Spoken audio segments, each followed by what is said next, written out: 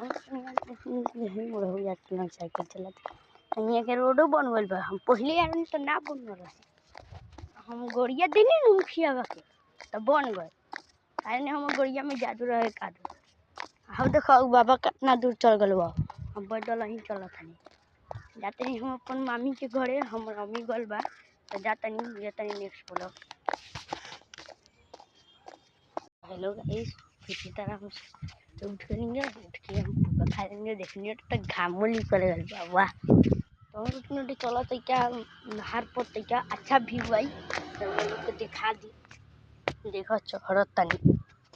हमारे मामा के घर बनता ही हम भाई के शादी बोलू भाई के हई देखो हम कालुओ हम लोग बनैले रहनी एगो और रउआ लोग के हम पानी नहीं हई देखो पूरा यहाँ से लेके वहाँ तक ले वहाँ तक ले तो जा सकी वो मम्मी बोली हई देखो लोग दूगो आम दियो तो हम बोलो हो हम काल के चाचा हो देखो रे हई देखो हई कितना फाड़ के जात हो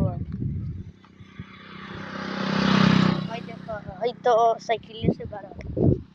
हम बनी एने अच्छा से ब्लॉग बनावत देखा जात होगा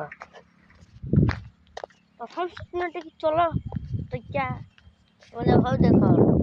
लड़की आवत तारी सन जूम करके देखा जूम ना होई ब्लॉग में जूम ना हो हई देखो एगो औरो आवत पूरा फाड़ते लौकता फाड़ते आवता लोग कितना फाड़ते गलो देखते हो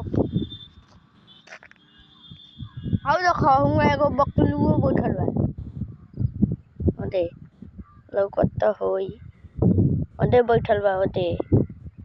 ना लौकी कैमरा फ्रेश नहीं आईफोन में किने देर लागे ऑर्डर मार देले बनी